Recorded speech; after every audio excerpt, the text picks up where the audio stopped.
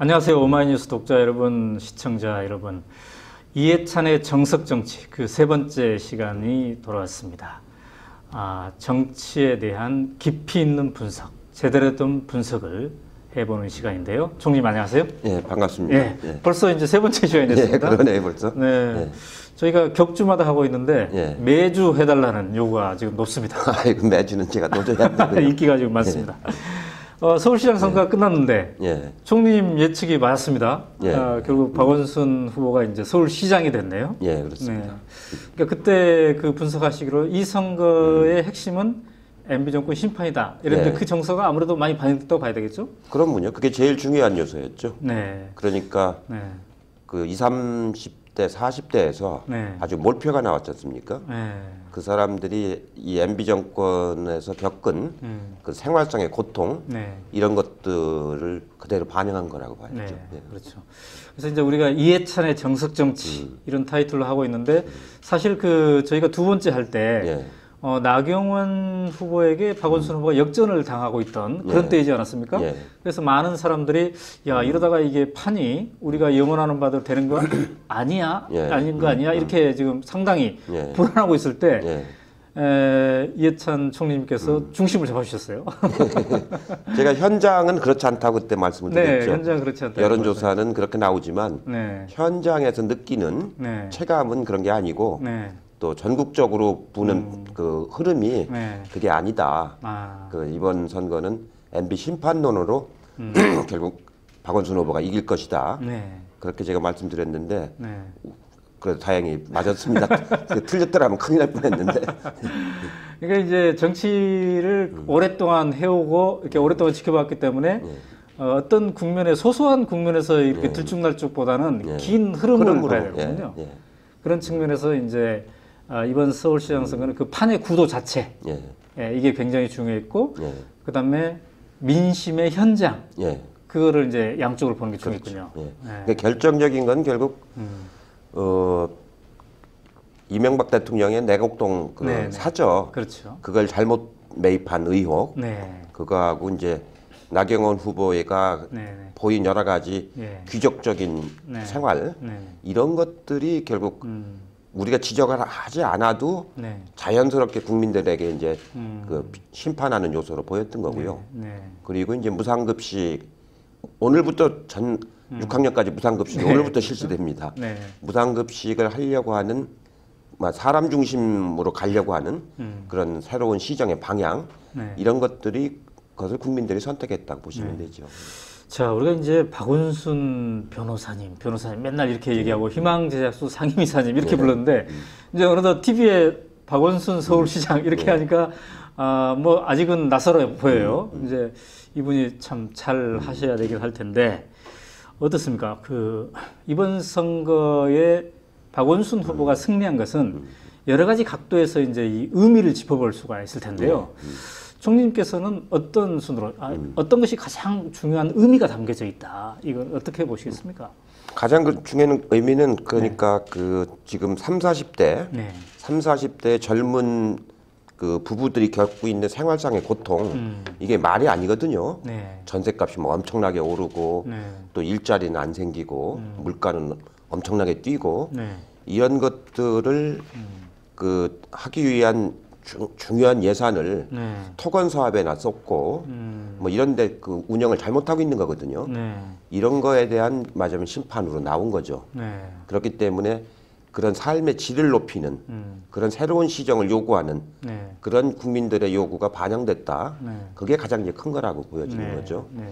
그 다음에 이제 그 후보를 여러 당이 있었지만 아주 잡음이 없는 단일화를 경선을 통해서 잘 했지 않습니까? 네.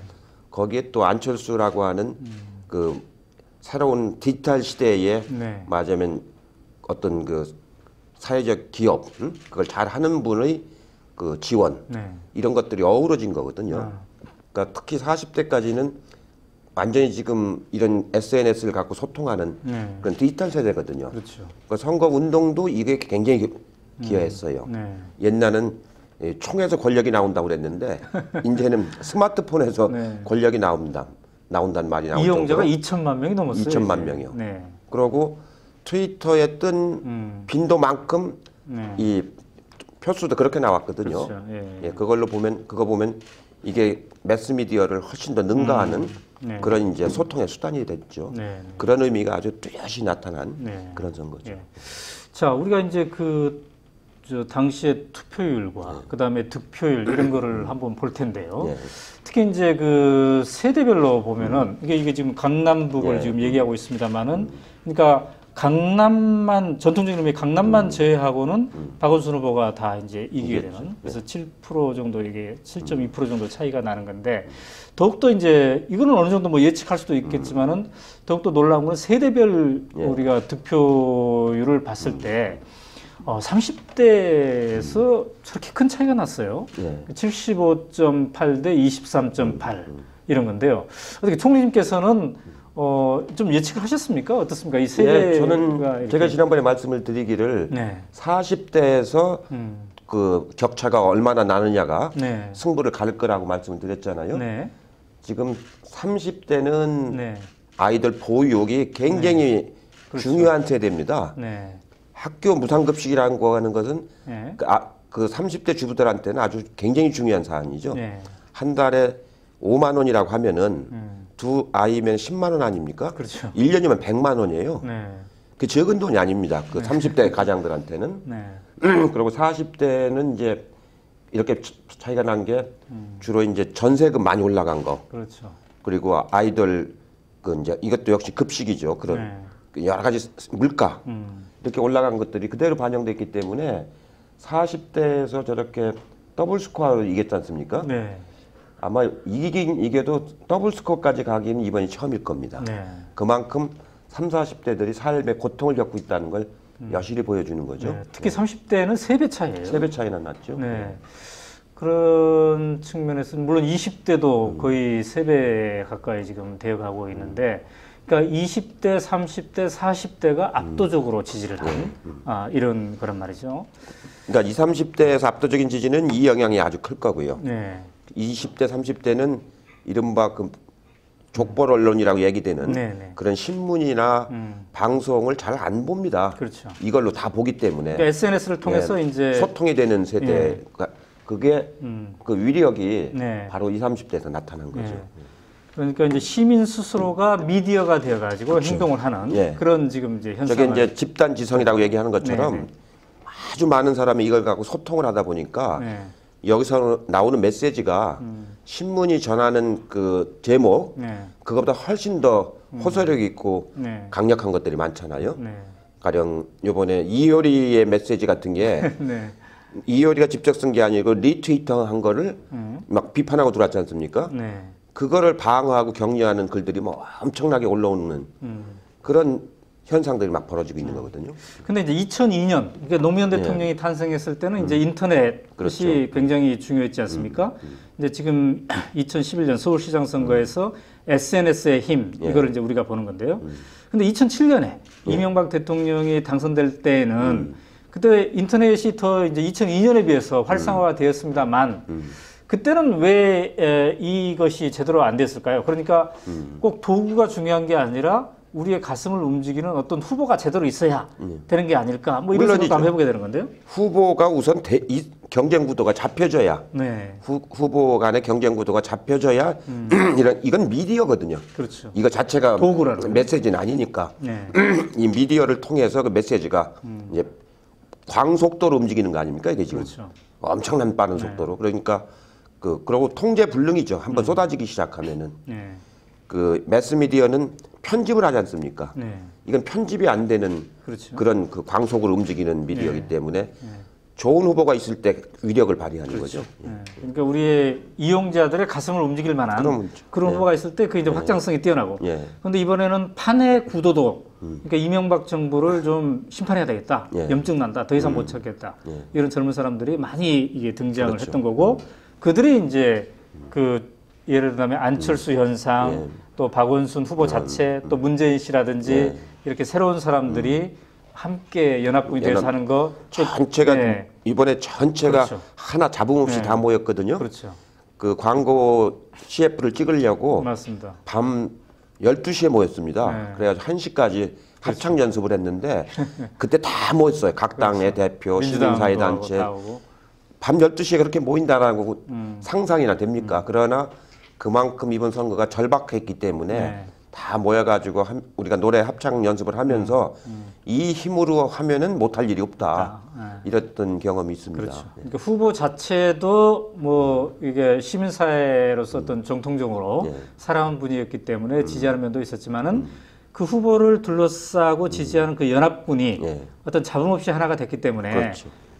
시민들도 흔쾌히 이번에 한번 저희도 해보자. 그 합창을 하면서 스스로 감동을 받았어요. 아, 이렇게 모일 수가 있구나. 그렇군요. 그리고 전 지역을 유세를 다니고 매일 광화문에서 연설을 하고 그러면서 저도 이제 목이 쉴 정도로 연설을 하고 했는데 그게 전부 진짜 밥 한 끼 누가 사주는 거 없이 자발적으로 그렇게 아주 헌신적으로 한 거거든요. 함께하는 합창 광고에 총리님도 한 장면, 여러 장면 이렇게 잡혔는데 얼굴이 큼지막하게 잡힌 한 장면이 있었습니다. 저는 제대로 못 봤는데요. 조국 교수도 큼지막하게 잡혔는데 노래를 굉장히 열심히 하더군요. 교수는. 그런데 이제 이렇게 우리가 이렇게 하나가 되어서 하면 할 수 있다. 그런 걸 이제 확인한 건데 이렇게 서울시장 선거에서 승리한 경험은 이후 2012년 지금 이제 총선과 대선을 앞두고 있지 않습니까? 여기에 굉장히 큰 어떤 교두보랄까요? 그렇죠. 징검다리에서의 그 큰 힘을 일단 얻었다고 봐야 되겠죠? 이것의 의미가 그 가치의 크기가 어느 정도라고 봐야 됩니까, 이게? 그러니까 이번에 우리가 또 이제 한번 다시 얻은 교훈은 후보 단일화만 가지고는 그 꼭 승리를 담보하지 못한다. 한명숙 총리 때가 이제 그런 거죠. 그러나 여러 범야권과 시민사회와 모든 지식인 그룹이 완전히 통합된 그 한 목소리를 내면은 그건 이제 크게 이길 수 있다. 이번에 48개, 구로 말하면 25개인데 국회의원 선거구로 말하면 48개입니다. 48개 중에서 40곳을 이겼어요. 40곳을. 그러니까 내년 선거에서 평균 7.2%를 이겼는데 강남, 서초, 송파에서 징대를 빼고 나면은 이긴 지역에서는 10% 이상을 이겼습니다. 진 지역이 있으니까 되게 이긴 지역에서는 평균 10% 이상을 이겼기 때문에 굉장히 격차가 많이 난 거거든요. 그러고 48.6%에서 10% 정도를 이겼기 때문에 투표율이 내년 총선에서 55% 정도가 되면은 10%보다 훨씬 더 이긴다는 얘기가 되는 거예요. 그렇죠. 투표율이 더 높아질수록 상태에서 이기는 거니까. 젊은 사람들이 더 나온다는 얘기니까 그 이제 표 차이가 더 난다는 얘기가 되죠. 그럼 4~5% 차이가 나면은 굉장히 압승하는 결과가 나옵니다. 그러니까 40개 지역에서 그 범야권이 대통합을 이루면은 크게 압승한다. 적어도 40개까지는 모르지만 한나라당이 지금 41개인가를 이기죠. 41석이죠. 그 중에서 절반도 못 차지하는 그런 산사태가 벌어지는 이런 상황이 지금 예견되고 있는 거죠. 이건 한나라당한테는 아주 경악스러운 일이고 이게 이명박 정부한테도 레임덕을 빨리 가져오는 그런 결과를 예고하는 거죠. 그렇군요. 그러니까 이번 그 지역구별로 보면은 서울 지역의 48개 지역에서 40개 지역이 앞섰는데 이것이 내년 총선에서도 반복될 가능성이 높다라는 거군요. 그렇다면 이제 우리가 선거전을 되돌아봤을 때, 그러나 이제 많은 박원순 지지자들이 조금 아쉬워했던 부분은, 이 TV 토론이라든지 그 이후에 메시지를 전해주는 과정에서 다소 좀 추상적인 면이 없지 않았다. 근데 박원순 그러면 상당히 어떤 지역 공동체라든지 새로운 대안에 대해서 아이디어가 그동안 풍성했는데, 후반까지 쭉 기다려봤는데, 계속 이게 추상적으로 여러 가지가 발표되긴 하지만 뭐가 핵심인지 잘 모르겠다 이런 것도 좀 있지 않았습니까? 그런 면은 어떻게 봐야 되나요? 이분이 그 백두대간에서 계속 있다가 갑작스럽게 선거전에 뛰어들어서 그거는 이렇게 보시면 좋을 것 같습니다. 이분이 국회의원을 하시거나 행정부에서 일하신 분이 아니거든요. 줄곧 시민단체 활동과 변호사 활동만 하셨기 때문에 구체적인 공공정책을 다루신 분은 아니에요. 말하자면 시민사회 영역에서 이루어지는 이렇게 환경운동이라든가 이런 여러 가지 그 희망제작소 같은 그런 활동을 했기 때문에 시정이라고 하는 공공정책을 직접 다루신 건 아니거든요. 그런 데서 오는 이제 경험의 차이가 있죠. 근데 이제 나경원 후보는 그래도 경선을 벌써 시장 경선만 2번째 치러버린 거 아닙니까? 그리고 국회 의정 활동을 벌써 한 6, 7년 했고 거기는 그게 다 공공정책을 다루는 거거든요. 그렇죠. 그런 차이가 있는데 다만 박원순 시장이 이제 그런 시민사회 운동의 경험을 가지고 방향을 옳게 잡은 거거든요. 새로운 시정의 비전을 옳게 잡았기 때문에 그 시장은 그 비전을 가지고 있으면은 결국 정책화시키는 것은 관료들과 전문가들이 하는 거거든요. 그렇기 때문에 그 현재까지의 비전과 정치 철학 그걸 잘 유지해가면서 이제 앞으로는 정책화시키는 그런 시정 운영 계획을 세워야죠. 이제. 그렇죠. 자, 근데 이제 지금 그 박원순 시장이 이제 시장이 당선되면서 박원순 시장에게 우리의 그 시선은 다 가 있지만은 사실 그동안의 과정을 보면 여러분들이 그 과정 속에서 어찌 보면 희생을 했다고 봐야 되지 않습니까? 이제 박영선 민주당 의원도 마찬가지요. 민주당의 뭐 최규엽 씨도 그렇고 또 오랫동안 그 서울시장을 꿈꿨지만 기회가 없었던 이계한 씨 전 의원도 좀 짠하죠. 우리가 생각할 때 어찌 보면은. 근데 이제 대표적으로 우리 한명숙 전 총리님도 마찬가지지 않습니까? 그죠?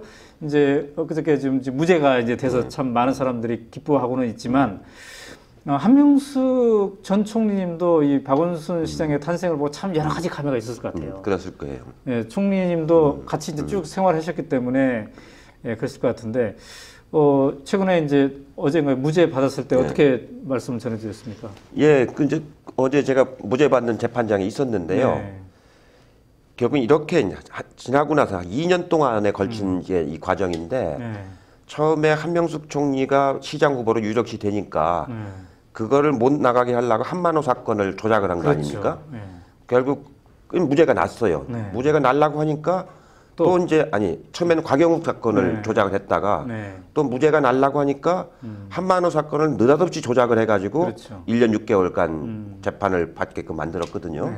그래서 결국 그 아무 선거 준비 없이 그 한명숙 총리가 선거에 임했다가 근소하게 졌죠. 아주 애석하게 26,000표 차이로. 그래가지고 오세훈이가 당선이 됐지 않습니까? 근데 오세훈이가 한명숙 총리가 내세우는 무상급식을 거부하는 과정에서 주민투표를 해가지고 이제 선거가 다시 치러졌잖아요. 그래가지고 박원순 후보가 이제 당선이 됐는데 2년 만에 돌고 돌아와가지고 시장도 뺏기고 맞으면 MB 정부는 심판을 받고 오히려 내년 선거는 아주 나쁜 전망을 만든 거죠. 결국 개도 구럭도 다 뺏긴 셈입니다. 무상급식은 되고. 예, 무상급식은 오늘부터 되고. 그러니까 역사라고 하는 게 결국은 사필 규정으로 가는 거거든요. 시간이 걸리고 어떤 굴곡을 거치느냐 하는 거지. 그래서 어제 한 총리하고 재판 끝나고 나서 결국 2년 만에 원점으로 돌아오고 또 더 좋은 여건을 만들었으니까 역시 우리가 쌓아온 과정이 아주 보람된 가치가 있었다. 우리 변호사들 어제하고 저녁 늦게까지 이제 술 한잔을 했는데 술을 하면서 이제 그동안 쌓아오던 과정도 회고도 하고 그 성과도 같이 누리고 이제 그 변호사 이제 로펌이 아주 무죄 만드는 거 전문 로펌이 된 거죠 이제. 그래서 아주 기분 좋게들 같이들 회식을 했습니다. 한명숙 전 총리하고는 뭐 언제든지 핸드폰에 막 저장돼 있죠. 예, 그렇습니다. 누르면 나오시죠. 예, 연결이 될 겁니다. 한번 해볼까요? 정석 정치 독자를 위해서 한번 눌러봐 주실래요? 이번에 박원순 시장 되는 것에 대해서 여러 가지 이제 감회가 있으셨을 거고 또 무죄까지 이제 받으셔서 이렇게 되실 텐데, 그 스피커를 이렇게 하시면은 신호가 지금 가고 있군요. 과연 우리 한명숙 총리님께서 받으실지 아니면 바쁜 시간일지 지금. 신호는 계속 가고 있는데. 아마도 지금 굉장히 바쁘신 것 같습니다. 바쁘신 모양이네요. 네. 그러면은 나중에 이제 또 좀 걸어보도록. 다시 한번 나중에 시도를 한번 해보도록 하고요. 근데 이제. 여보세요? 네네. 예, 저 이해찬입니다. 네네네. 예, 지금 제가 오마이뉴스에서 이해찬의 정석정 씨 인터뷰를 하고 있는데요. 네네. 그 현장에서 한 총리님 목소리를 듣고자 하는 독자들이 많아서 네. 예, 한번 말씀을 드리려고요. 네, 예. 네. 그러니까 이번 서울시장 선거 결과에 대해서 네. 이제 이번에 또 무죄도 받고 그러셨으니까 네. 한 말씀 해주시죠. 어떤 의미를 부여하시는지요? 서울시장 선거에 대해서요? 네네네. 네. 박원순 시장의 탄생. 우선은 네. 그 서울시장 선거는 네. 지금 이명박 정권의 여러 가지 실정에 대한 심판의 의미도 있고, 네. 그다음에 우리 젊은 세대들과 네. 새로운 희망을 원하는 시민들이 네. 결국 박원순 후보를 선택함으로써 네. 지금까지의 여러 가지 그 사람을 소외시켰던 정책에서 예. 정말 복지와 사람을 중심으로 하는 네. 그러한 정책을 펴달라는 요구이기도 하다고 생각합니다. 네. 총리님께서도 이제 서울시장에 도전을 하시고 그랬는데요. 네. 이제 박원순 시장이 되셨는데 박원순 시장이 어떻게 서울시정을 잘 하실 것 같습니까? 어떻습니까? 네, 저는 잘 하실 거라고 확신하고 있고요. 네. 제가 서울시장을 했을 때 내걸었던 서울시장 후보였을 때 내걸었던 공약과 또 정책의 방향과 박원순 현 시장이 하고자 하는 정책의 방향은 거의 동일합니다. 그렇죠. 네, 그래서 저는 박원순 시장이 앞으로 시정을 공약대로 잘 한다면 제가 원했던 시정을 박원순 후보를 통해서 하는 것이다 이렇게 생각하겠습니다. 네. 그 오마이뉴스 독자들도 이제 어제 그 뉴스를 통해서 한명숙 전 총리님의 무죄 소식을 접하고 또 TV를 통해서 보고 많이 그 기뻐들 하고 그랬는데요. 네네. 우리 그동안 이 재판 과정을 쭉 지켜보면서 조마조마했던 그 독자들, 우리 국민들에게 이번 기회에 한 말씀 해주시죠. 네. 저는 이번 재판을 받으면서 참으로 황당하기도 하고 어이도 없고 너무 억울했습니다. 왜냐하면 이 재판이 발표된 것이 제가 서울시장을 출마할 때였고 1차 재판에서 무죄를 받는 바로 전날이었습니다. 여러 가지 정황으로 볼 때 서울시장 후보로 뛰는 저에게 족쇄를 채우기 위한 의도가 짙었다고 봅니다. 그리고 이번 재판은 제가 23회 동안 정말 오랜 기간 동안 재판을 받는 동안 저하고는 전혀 아무 상관이 없다는 생각을 순간순간 했습니다. 그리고 제가 모두 진술에서도 그렇게 얘기하고 최후 진술에서도 얘기를 했지만 이것은 정치검찰이 정말 정치 탄압의 일환으로 했던 것이기 때문에 당연히 무죄가 나야 되고 그렇게 확신하고 있었습니다만 하도 이 정권이 여러 가지 면에서 우리들에게 큰 실망을 주는 정권이었기 때문에 무죄가 판결이 나기 전까지는 저도 마음이 아슬아슬했습니다. 그러나 무죄를 받고 사법부의 공정한 판단에 정말 감사를 드리는 마음이고 저와 함께 해주신 많은 국민들께 진심으로 감사를 드립니다. 이 기회를 통해서 정말 머리 숙여서 감사를 드리고 같이 기뻐해 주시는 분들에게 고마움을 전하고 싶습니다. 네, 총리님 그 무죄 다시 한번 축하드립니다. 이제 좀 두 발 쭉 뻗으시고 좀 쉬셔야 될 것 같은데. 조금 쉬겠습니다. 아유, 수고하셨습니다. 네네, 감사합니다. 전화 연결 감사합니다. 또 이해찬 총리님께서 전화 연결까지 하셔가지고. 감사합니다. 자, 이제 아까 우리 한명숙 총리님도 말씀하셨지만은 이제 박원순 시장이 잘 해야 되겠죠? 근데 만에 하나 그 시민들의 기대에 미치지 못하면 이게 또 내년 총선이라든지 대선에도 부정적으로 영향을 미칠 수도 있지 않겠습니까? 그렇죠? 그렇기 때문에 이제 잘해야 될 거고요. 그래서 이제 인선이 어떻게 되나, 그 박원순 팀이 어떻게 짜여지나 이런 것도 이제 굉장히 중요할 텐데, 오늘 그 정무부시장이 이제 정해진 것 같습니다.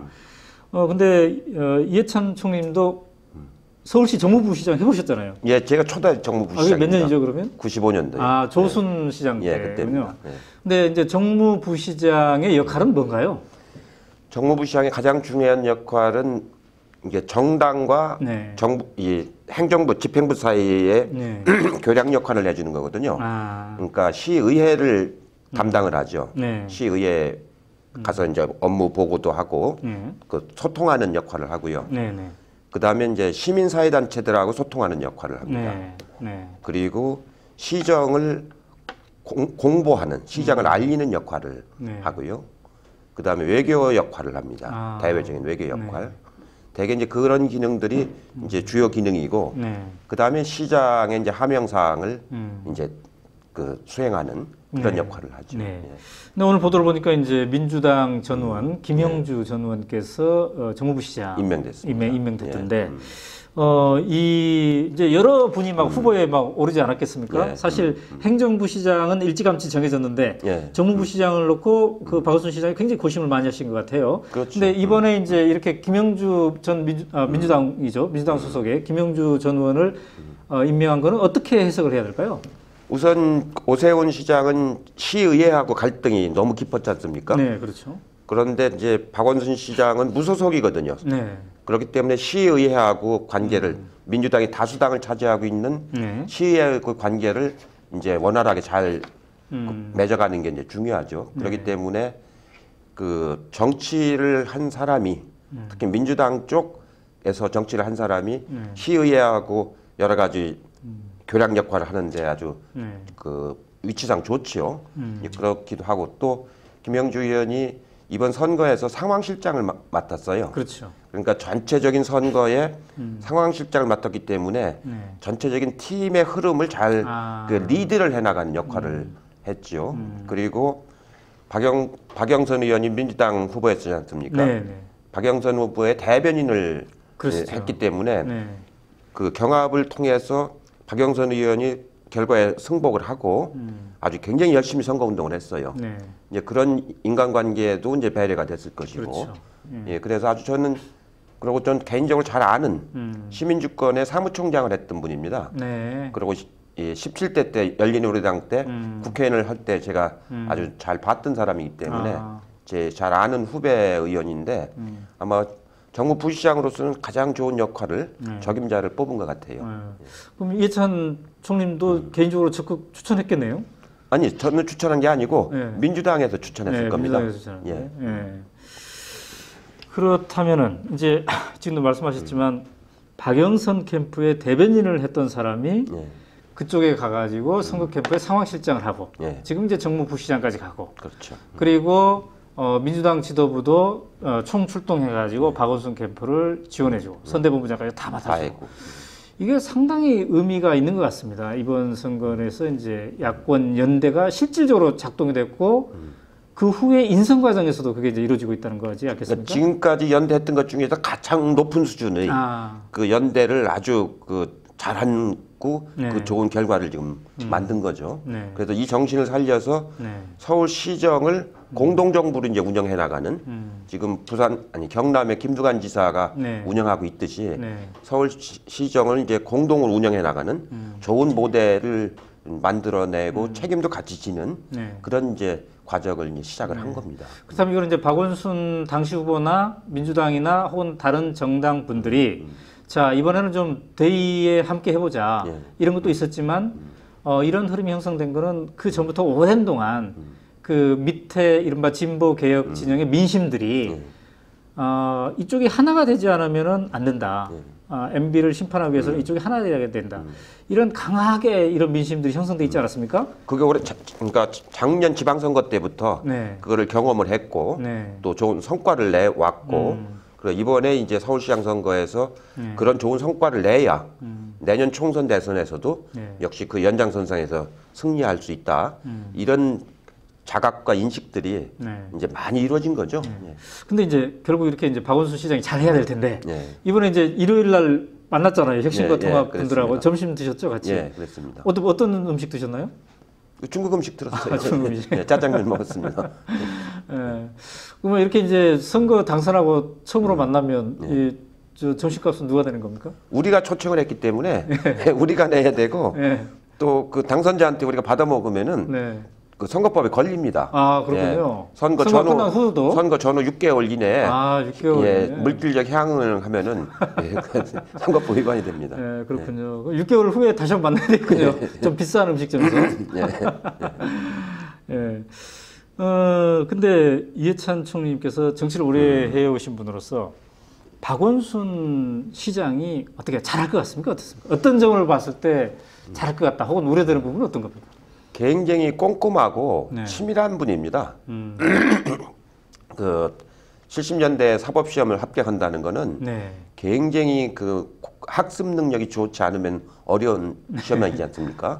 그런 걸 합격한 사람이기 때문에 굉장히 학습 능력이 좋고 또 이제 지금까지 살아온 그 가치나 이런 철학이 그 아주 좋은 방향으로 설정되어 있는 분이기 때문에 시정 정책을 파악하는 거는 굉장히 빠른 속도로 파악을 할 겁니다. 다만 이제 그날 제가 말씀드린 거는 시라고 하는 것은 희망제작소라든가 참여연대 이런 데하고는 차원이 다른 규모가 차원이 다르기 때문에 전체 그 규모를 빨리 맞으면 어느 정도인지 가늠을 할 줄 알아야 된다. 그래가지고 큰 항공모함이 움직이는 거하고 작은 배가 움직이는 거하고는 그 선장의 역할이 전혀 다른 거거든요. 행적의 항공모함의 궤도라고 하는 건 굉장히 크지 않습니까? 그렇기 때문에 서울시는 25개 구청에다가 10개의 산하기관에다가 또 그 밑에 또 작은 산하기관까지 합치면은 큰 재벌 그룹 하나를 움직이는 것 같은 그런 조직이거든요. 그래서 저도 시에 있을 때 보면은 늘 생각하는 게 큰 그 궤적을 그리면서 서서히 움직이는 그런 함단이라고 봐야 되거든요. 항공모함 그 단이라고 봐야 되거든요. 그런 규모를 가지고 하고 그 다음에 이제 개인이 할 수 있는 게 아니고 시스템이 해야 되는 거기 때문에 관료들이 일할 수 있는 환경과 시스템을 만들어주는 이제 그렇게 하고 또 청와대에서 참여정부 때 쓰던 이지원이라는 좋은 그 소프트웨어 프로그램이 있습니다. 그게 모든 여러 정책과 법령이 이 진행되는 과정을 다 기록하는 그런 이지원 같은 프로그램을 잘 도입을 하고 이렇게 해서 이 규모를 가늠하고 시스템을 움직이고 이 맞은 프로그램을 잘 작동시키고 그다음에 이제 전결권을 잘 행사를 해야 돼요. 그 이제 국장이 전결할 거, 부시장이 전결할 거, 뭐 1급 관리관이 전결할 거, 과장이 전결할 거 이거를 잘 이렇게 정리를 해서 전결 체제를 잘 운영해야지 그게 안 되면 막 위로만 올라오면은 가늠을 못 하는 거거든요. 그래서 그런 것을 깊이 생각해서 이제 하도록 이렇게 하는 게 좋겠다는 말씀을 드렸어요. 아주 그날 막 메모하시더구만요. 근데 막 같이 그때 10몇 명이 같이 식사하셨으니까 시간이 충분하지 않았을 텐데 따로 한번 저 총리님께서 시간을 내셔가지고 박원순 시장한테 좀 과외를 좀 해주셔도 좋을 것 같습니다. 차차차차 이제 시간이 되면은 또 얘기를 해야죠. 근데 이제 어떻습니까? 그 박원순 시장이 서울시를 잘 운영하고 그렇게 될 경우에 이것이 이제 나중에 이 진보 진영에게 대선에서도 상당히 유리한 국면으로 이게 되지 않겠습니까? 어떻습니까? 그렇죠. 이게 이제 한 6개월 운영을 하고 나서 총선을 치르지 않습니까? 한 5개월 하고 나서. 그럼 5개월 동안에 시정의 방향이 어디로 가는지 옛날 시장들이 하던 거하고 어떤 맞으면 차이가 있는지 그것이 이제 총선에도 이제 반영이 되고 이렇게 해서 잘 운영하는 진보 진영들이 공동으로 이걸 잘 운영한다라고 하면은 내년 대선에서도 이제 여러 그 야권들이 탄압해서 공동정부를 구성해야 되지 않습니까? 이런 거에 아주 큰 그 도움을 되기 때문에 굉장히 소중하죠. 제가 정무부 시장 할 때 제일 신경 썼던 게 그 당시에 야당이 처음으로 행정을 맡아보는데 맡아보니까 엉망이더라. 그러면은 영원히 야당이 집권을 못하는 맞으면 악예가 되는 거 아닙니까? 그래서 정말로 그때 밤새면 해가면서 시정을 꼼꼼히 챙겼던 적이 있었는데 이번에도 이제 바로 이제 그런 그 맞은 이 심판대에 오르는 거거든요. 그렇죠. 자, 여러분께서는 지금 이해찬의 정석 정치를 지켜보고 계십니다. 자, 그러면 이제 지금까지 서울시장 선거와 박원순 시장에 대한 얘기를 좀 해봤는데요.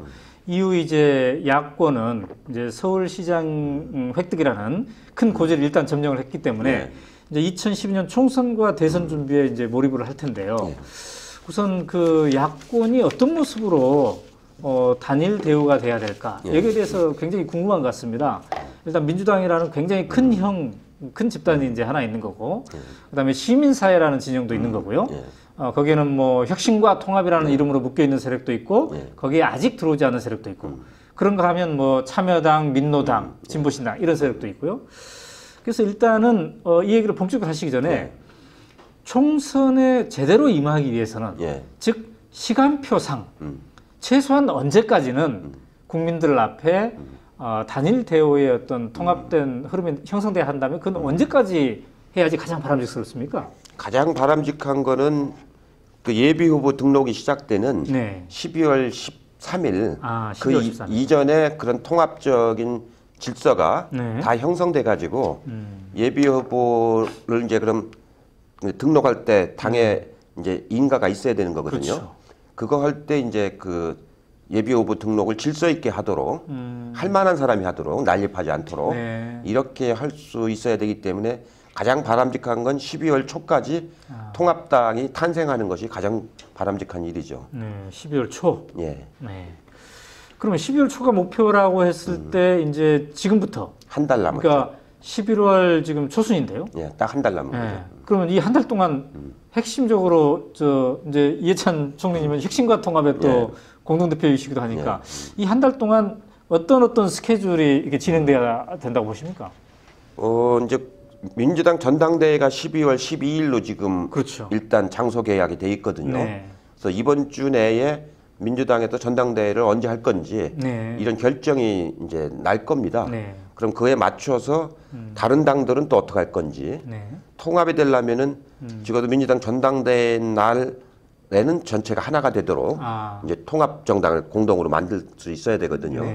근데 마침 그 진보 진영에서 이번에 그 12월 13일 날이 그 노동자의 날인데 그날 아마 그 민주노동당, 국민참여당, 그 다음에 그 통합연대라고 지난번에 진보신당에서 탈당한 분들, 그 다음에 진보정 시민회의, 요 네 그룹이 그 통합당을 그 하는 선언을 할 가능성이 높아졌어요.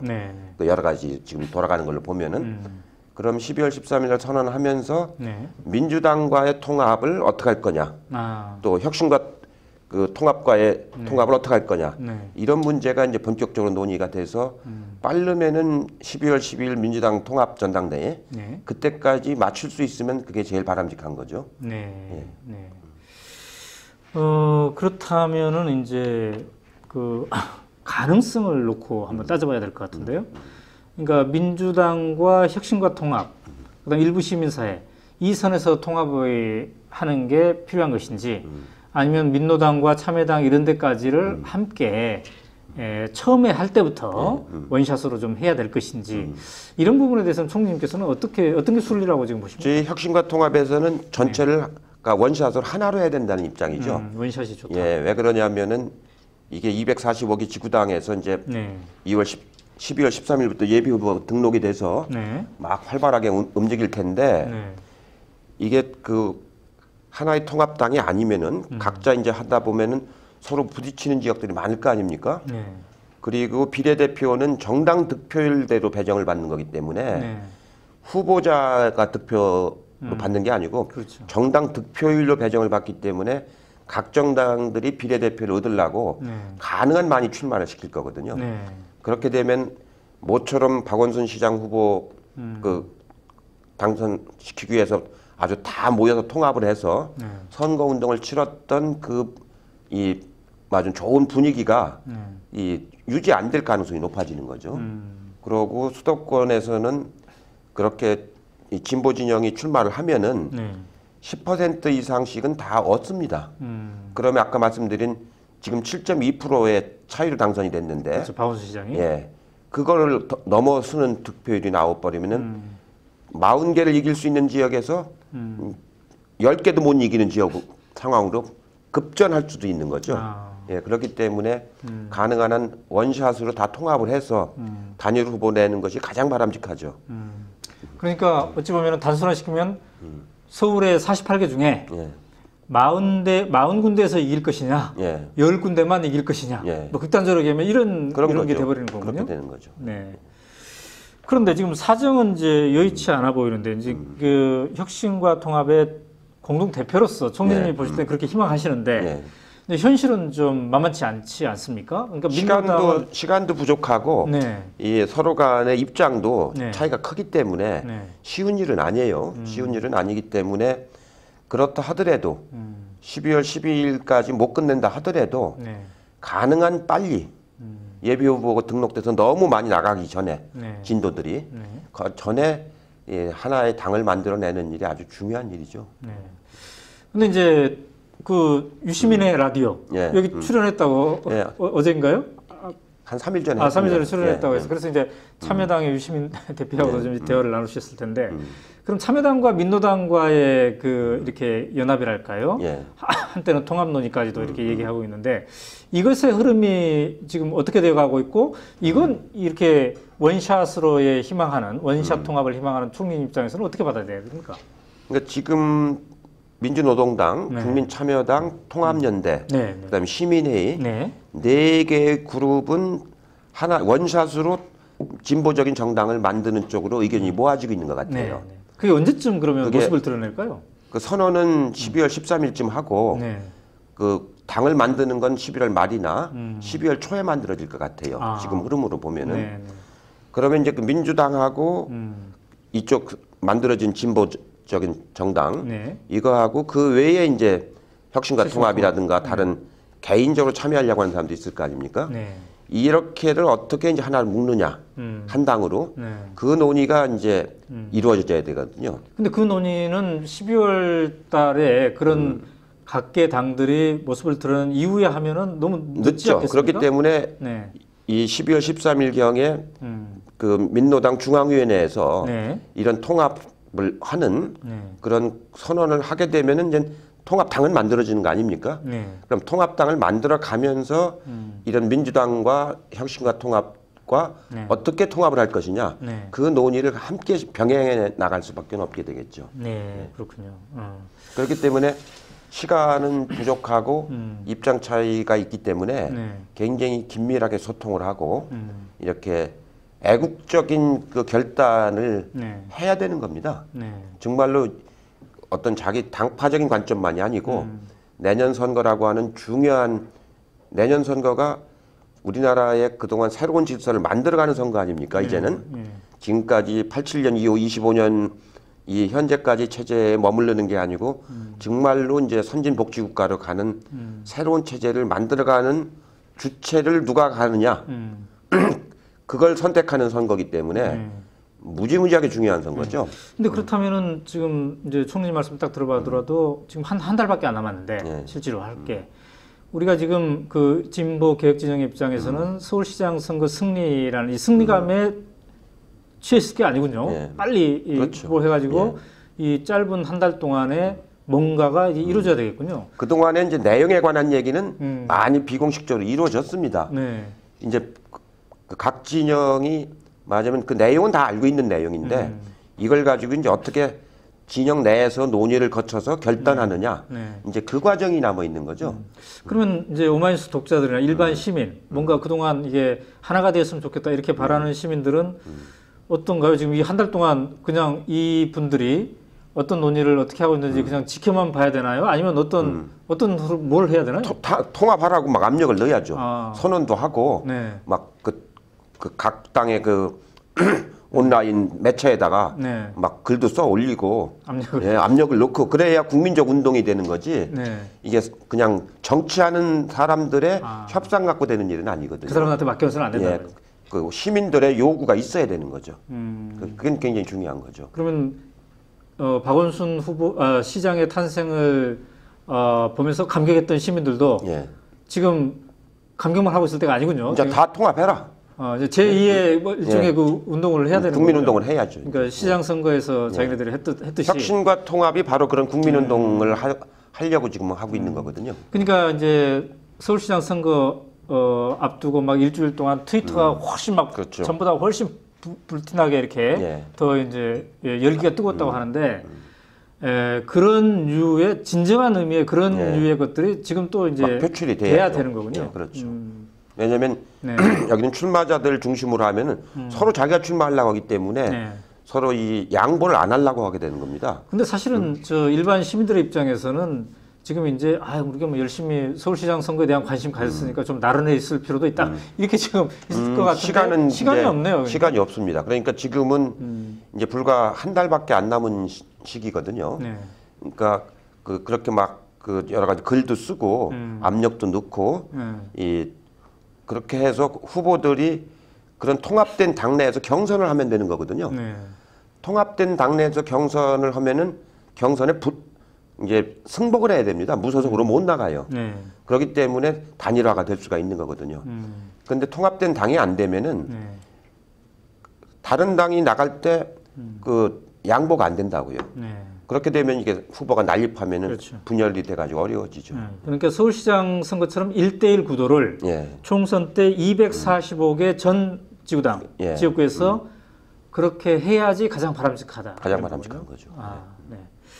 자, 이제 시간이 이제 오늘 시간이 얼마 남지 않았기 때문에 자, 이런 흐름으로 그러면 통합 운동을 해야 되는데 또 이제 독자들이 궁금해하니까 이제 안 여쭤볼 수가 없는데요. 그래도 이제 좀 대권 주자로 이렇게 부각됐던 사람들이 좀 있지 않습니까?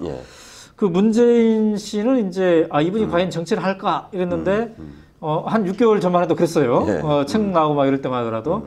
근데 서울시장 선거에서 이제 직접 유세까지도 하고 동구, 부산 동구에서도 이제 하는 모습을 보여줬는데 이해찬 총리 입장에서 봤을 때도 좀 새로운 진전으로 이렇게 보셨겠습니다? 큰 변화죠. 막 이 선거 운동을 직접 노 대통령 선거 때도 참모 역할은 했지 선거 운동을 직접 막 하지는 않았거든요. 근데 이번에 이제 부산 그 동구 구청장 선거라든가 서울시장 선거라든가 여러 가지 데서 전면에 나서서 이제 막 그 운동을 했지 않습니까? 그리고 연설하는 능력도 아주 굉장히 빨리 발전을 하고 이 어떻게 보면은 이제 전문적인 정치인이 됐다는 그런 느낌을 줄 정도로 이렇게 됐거든요. 그건 놀라운 변신이죠, 변신. 문재인의 놀라운 변신이다. 그러니까 총리님도 그렇게까지 이 짧은 시간에 그렇게까지 변화를 하고는 좀 예상 못했죠. 예상 못했죠. 문재인의 변신은 이해찬 총리도 예상하지 못했다. 중간 제목 하나 나오는데요. 그렇다면 이번에 이제 한명숙 전 총리는 이게 2차례나 무죄를 받았고 상당히 국민들의 이제 각인이 찍혀졌는데 그러면 한명숙 총리님도 대권 주자 후보에 이렇게 오를 수 있는 건가요? 어떻게 보십니까? 이제 지금까지도 그 거론이 많이 되어 왔고 본인은 이제 그 지금 통합당을 만들어야 된다. 이게 이제 가장 중시하는 지금 주장이십니다. 통합당을 만들어서 정권을 교체해야 된다. 그렇게 하기 위해서는 자기는 무슨 일이든지 하겠다. 지금 그러고 실제로 이렇게 이명박 정부한테 이 핍박을 받았기 때문에 이 가장 그 좋은 복수는 가장 좋은 복수는 더 좋은 정부를 만들어서 더 좋은 정책을 피는 거 아닙니까? 그게 이제 본인으로서도 가장 좋은 일이라고 생각을 하시겠죠. 그렇기 때문에 지휘고하를 막론하고 자기가 무엇에 기여할 수 있을 것인가 이걸 이제 고민을 하시는 거죠. 지금 그러니까 다가오는 전당대회에서 무슨 기여를 할 거냐. 당대표로도 이제 그런 고민도 해보시는 거고 또 총선에서 뭘로 기여할 것인가 또 대선에서 뭘로 기여할 것인가를 놓고 이제 마지막 정치 행보 아니십니까? 그렇죠. 이제 인생에서 마지막 정치 행보시기 때문에 지금 깊은 여러 가지 성찰을 지금 하고 계시죠. 어쨌든 재판이라는 그 족쇄로부터 이제 홀가분해졌으니까. 풀어졌죠. 그러니까 여러 가지 가능성을 생각해 볼 수 있겠네요. 그렇죠. 그러니까 어떤 진보 개혁 진영으로서는 어떤 새로운 플레이어, 그러니까 다양하게 이렇게 기여할 수 있는 새로운 카드. 그 실제로 한 총리는 그 동안에 이제 여성 정치인, 여성 강요, 여성 첫 총리 이런 정도 사람으로 이제 사람들이 알려져 있지 않습니까? 네.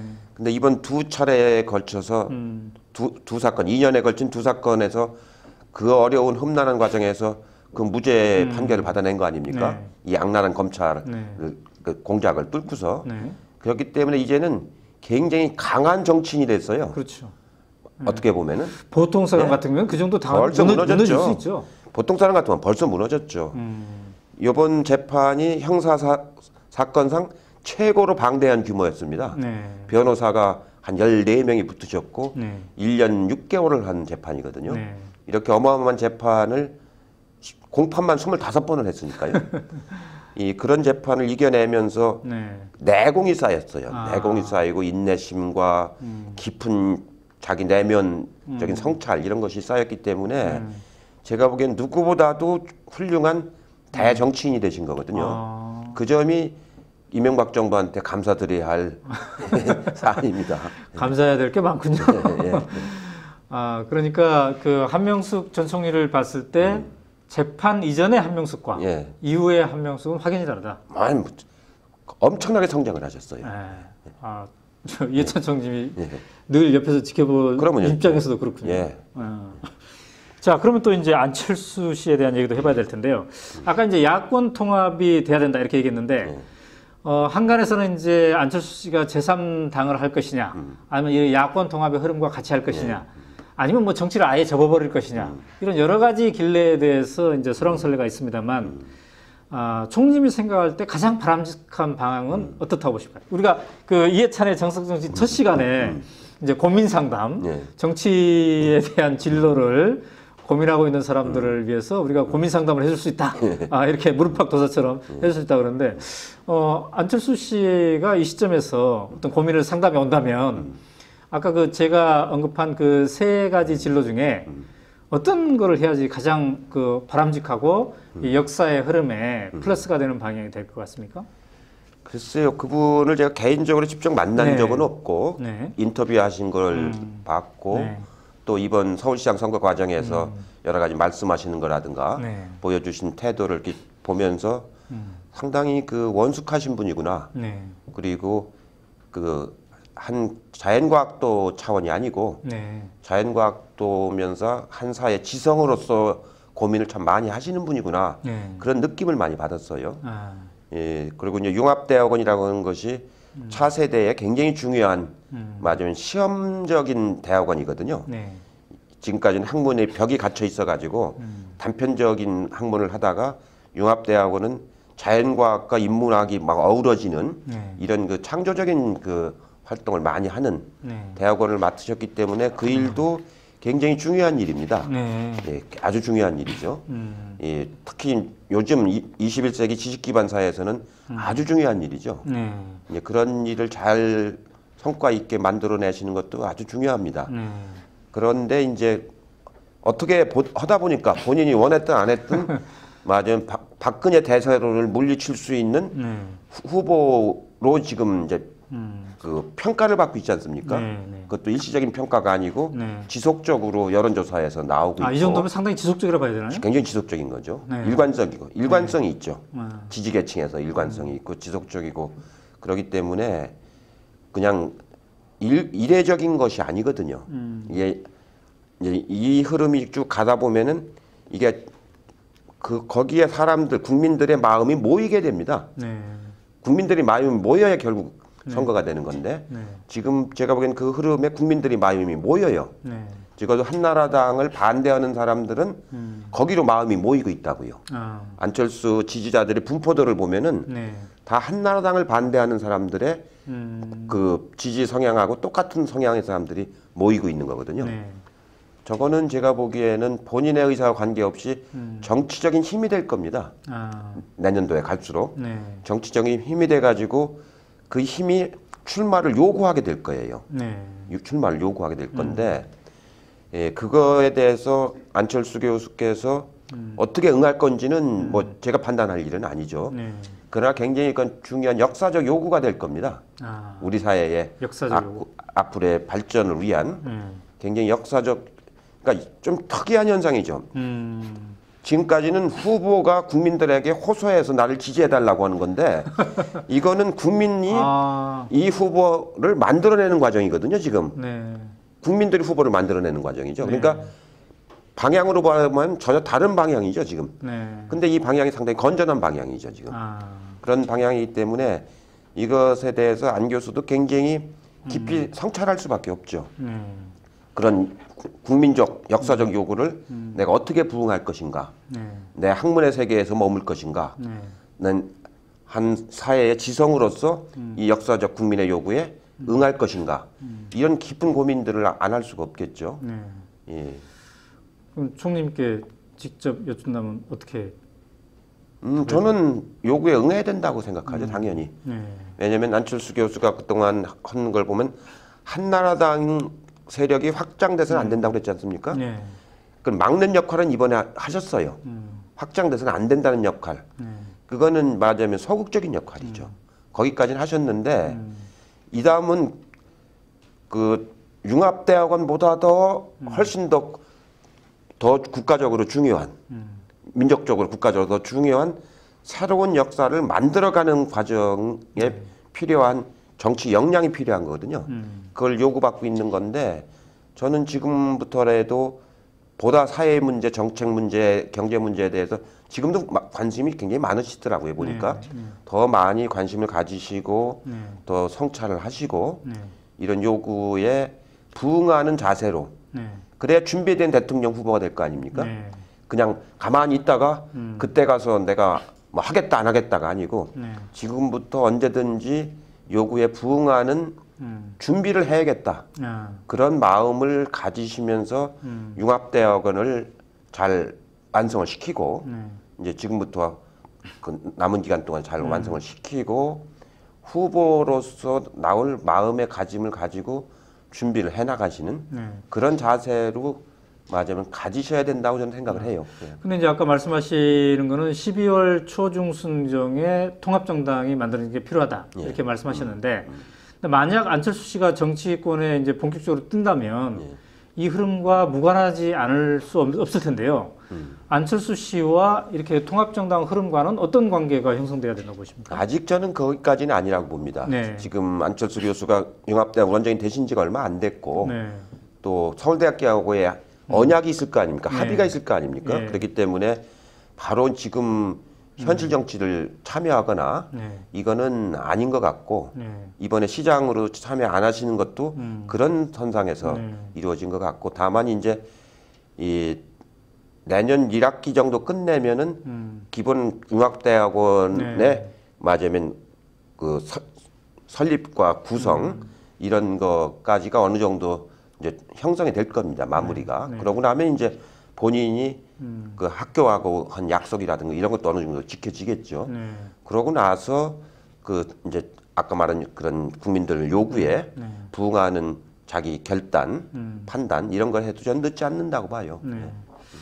그러면 이제 그때 만약에 안철수 씨가 대통령 후보나 이런 데 출마를 한다면 그는 통합정당에서 이미 뽑았거나 앞으로 뽑을 후보들과 뭐 이렇게 원샷으로 이렇게 경선을 하거나 이런 그림이 그러니까 되나요? 통합정당에서 후보 경선이 뭐 한 9월이나 가야 이루어지는 거거든요. 예, 9월이나 가야 그러니까 이루어지는 거기 때문에 있다. 시간적으로 뭐 그거 서로. 근데 이제 근본적인 의문이 있습니다. 그러니까 안철수 씨에 대해서 이제 그 국민의 열망이라든지 새로운 흐름이라든지 이런 것들이 있는 거는 이제 우리가 다 이제 충분히 그 가치에 대한 평가는 있는데, 근데 과연 이제 우리 현대 정치사를 이렇게 돌아볼 때, 또 다른 나라의 역사를 볼 때, 국민들과 직접 정치적인 이 스킨십을 거의 하지 않았던, 그러니까 1년 혹은 2년 미만이었던 이런 사람이 급작스럽게 등장해가지고 그가 후보가 되든 혹은 다른 후보를 지지하든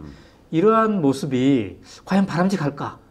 그러니까 어떤 그 노무현 대통령님도 그 생전에 계실 때 정치인이 되려고 하는 사람들은 좀 정치 현장의 진흙탕 속에서 적어도 한 5년 내지 10년 오랜 정도 좀 기간을 가지고 이게 신뢰를 검증해봐야 되는 게 아니냐 이렇게 말씀하신 적도 있고 그런데 예. 이 물론 정치인으로서 그 경력, 그 평가 과정 그게 이제 필요하죠. 필요한데 지금 우리 사회는 굉장히 그 객관화가 돼가지고 객관화가 돼서 그 박원순 후보도 정치적 경험이 전혀 없는 사람 그렇죠. 아닙니까? 근데도 시민들이 선택을 하잖아요.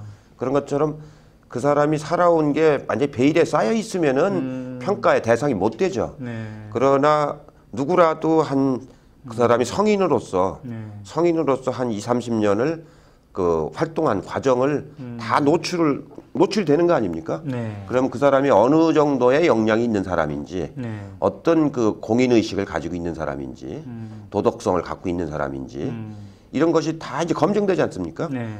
그러고 국가를 광양할 만한 그런 능력이 있는 것인지, 다 이제 이게 확인이 되기 때문에 꼭 정치 경력만이 이걸 다 하는 건 아니거든요. 그렇기 때문에 저는 안철수든 박원순이든 다 국민들이 다 검증을 합니다. 그냥 무슨 이명박 정부가 싫어서 아무나 찍어주는 게 아니고 다 그만한 역량이 있다고 보니까 이렇게 찍어주는 거거든요. 그래서 그런 거는 꼭 정치 경력이 없다고 해서 그 검증 안 되는 건 아니거든요. 자, 특히 안 교수 같은 경우는 젊은 세대들한테는 이미 검증이 많이 된 사람 아닙니까? 이 디지털 시대에서 본인이 맞으면 무상으로 그 백신을 사용하게 해주고, 그러니까 개인들은 무상으로 쓰게 해주고 또 그 기업들은 삽쓰게 한 거 아닙니까? 그런 말하자면은 그 자기가 사회에 어떻게 기여할 것인가 하는 그런 자기의 어떤 철학을 가졌던 사람 아닙니까? 그런 것들이 젊은 사람들한테 깊은 감동을 준 거죠. 자, 여러분들은 지금 이해찬의 정석 정치를 지켜보셨습니다. 이 프로그램 이제 오늘 또 세 번째 시간이었는데 이제 끝낼 시간이 됐는데요. 우리가 그 끝부분에 항상 이해찬의 예측 이런 걸 합니다. 그러니까 아까 그 안철수 교수에 대해서는 역사의 요구에 부응하는 것이 옳다. 이렇게 이제 말씀하셨는데 결국 안철수 씨는 내년에 정치를 할 것이다. 이렇게 예측하시는 건가요? 아직 모르죠. 좀 조심스러워지 예측을 하려니까. 그리고 이제 짧게. 그럼 지금 이번에 서울시장 선거를 통해서 이제 박근혜 대세론이 점점 더 무너진다는 걸 확인했는데 한나라당 쪽에서 대선 후보로 박근혜가 아닐 가능성도 있습니까? 그러긴 어려울 것 같아요. 지금 박근혜로 갈 것이다. 한나라당 내에 그 후보가 그 별로 없습니다. 사실은. 박근혜 후보, 박근혜 의원을 제외하고서는 지금 그나마 오세훈 시장이 후보감으로 됐었는데 저렇게 돼버렸지 않습니까? 그러고 나서는 대선을 할 만한 후보감이 아직은 잘 안 보여요. 그렇기 때문에 박근혜 후보로 한나라당은 간다고 봐야죠. 네, 총리님 오늘 또 1시간여 동안 이렇게 명쾌하게 분석을 해주셔서 감사합니다. 우리 오마이뉴스 독자 여러분, 오마이TV 시청자 여러분 어떻게 보셨습니까? 오늘 말씀을 나누다 보니까 박원순 변호사가 박원순 시장이라는 이름을 갖게 되었고 또 한명숙 전 총리는 그 지긋지긋한 재판의 과정에서 이제 그 족쇄로부터 탈출했는데 아까 총리님 말씀대로 재판 이전의 한명숙과 이후의 한명숙은 다르다 이렇게 말씀하셨고 또 문재인 씨를 보니까 전에 뭐 문재인의 운명 이렇게 책하고 북콘서트 할 때 초기에 이때에 비해서 서울시장 선거 유세까지 한 문재인의 모습은 또 굉장히 달라져 있다. 또 이제 안철수 씨도 이번 서울시장 선거판을 통해서 또 많은 이제 변화가 있었고 앞으로 또 어떤 변화를 할지 주목됩니다. 이렇게 우리가 지금 언급한 사람들이 불과 6개월 전에 비해서 지금 굉장히 많은 변화를 지금 가지고 있는데요. 이런 것들은 아마도 이제 우리 시청자 여러분들, 바로 민심이 원하는 역사적 요구, 그런 거에 따라서 새로운 모습으로 변해가는 것 같습니다. 근데 아까 총리님 말씀하셨다시피, 이러한 것들이 이제 최종적으로 내년 대선과 총선 때 제 역할을 하기 위해서는, 무엇보다도 11월 한 달간 어떻게 설계도를 잘 짜서 결실을 맺느냐. 그러니까 1대1 구도를 만들 수 있는 야권 통합 구도를 어떻게 잘 만드냐. 이게 이제 관건인 것 같습니다. 그리고 총리님께서 강조하신 거는 그러기 위해서는 정치권에만 맡겨놔서는 안 되고 서울시장 선거 때 열심히 하셨던 바로 여러분들, 시민 여러분들이 또 나서야 한다. 이렇게 말씀을 해주셨습니다. 총님, 이 프로그램이 서서히 인기가 도해가니까 격주로 하지 말고 매주 하라는 요구가 있었습니다만 좀 더 두고 보죠. 좀 더 두고 보고. 그리고 이제 오늘 이렇게 좀 보여주십시오. 오연우 이 컵은 있었습니다만은 이해찬의 정석정치. 좋네요. 새 컵을 우리가 이제 만들었습니다. 고맙습니다. 그러면 또 집으로 가져가도 되죠? 가져갔다가 또 가져오시면 됩니다. 이해찬의 정석정치 세 번째 시간 오늘 여기서 마치겠습니다. 총님 감사합니다. 고맙습니다. 수고하셨습니다.